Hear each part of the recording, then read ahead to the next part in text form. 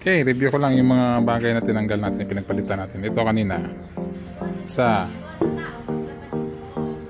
dalawa shift knob.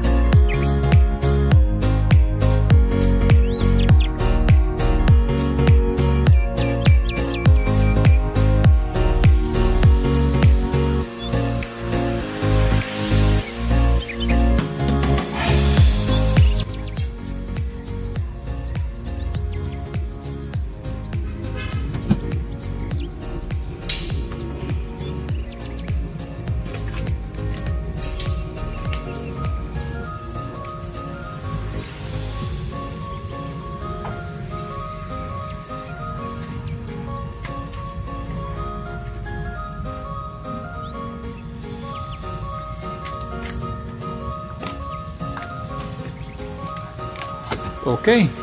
Test muna natin kung naibalik na ba yung connection niya. Ayos, meron. Sige, tingnan natin yung ano. Start natin. Tingnan natin yung signal. Meron ba? No? Yeah. Ayos. Hindi mainit. So, natin daw. Signal. Oh, ayan mo. Meron. Signal. Okay. Right. Meron. Ayan, mainit ba? Wala. Okay. Talagang talaga.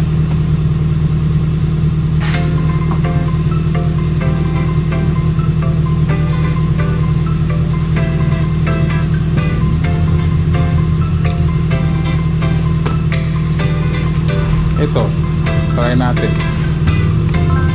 itong wiper bago natin ibalik itong mga cover. Tingnan natin gumagana ba yung intermittent. Ayos ah. Ayun na yun. So may ano na, may traces na kung gaano katagal yung tapon. Diba? Wala yan sa stock na wiper control kasi ano nga lang. Ito ngayon, ito yung kinabit natin, meron na. Gaano katagal, depende na. So kung umaambon lang, di naman kailangan talaga mabilis yung wiper mo, di okay na to, di ba? Talagang malaki ang gamit niya.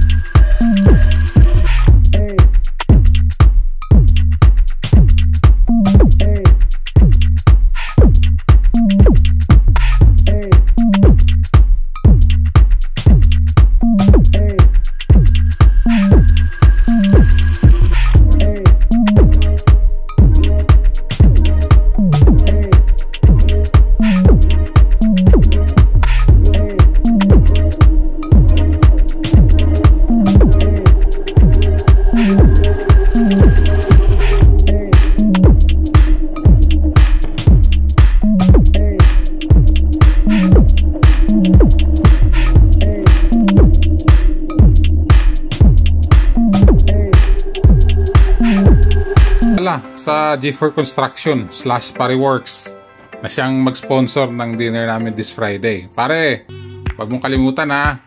Ato sa sa kay paring Andrew na merong lahing Indian na laging di sumisipot sa usapan. Kaya din kay Papi Doc Real din na siyang may-ari ng mahiwagang kamay. Maraming salamat, Doc.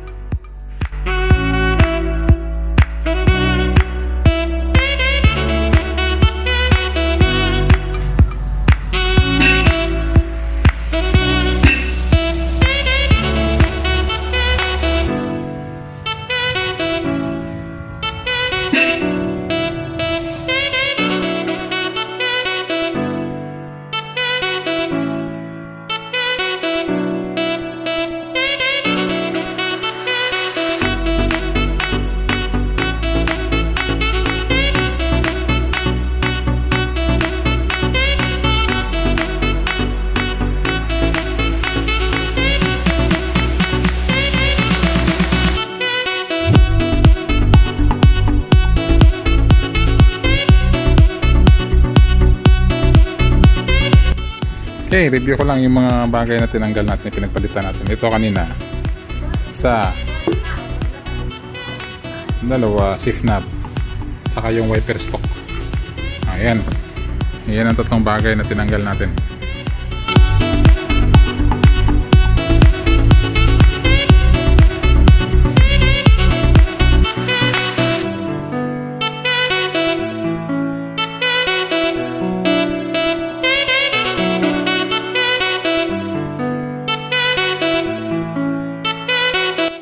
So yan na muna sa ngayon mga kapatid.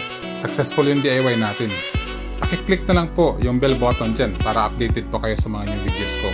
Sa mga iba dyan na hindi pa nag-subscribe, please subscribe po. Maraming salamat tol. So ulitin.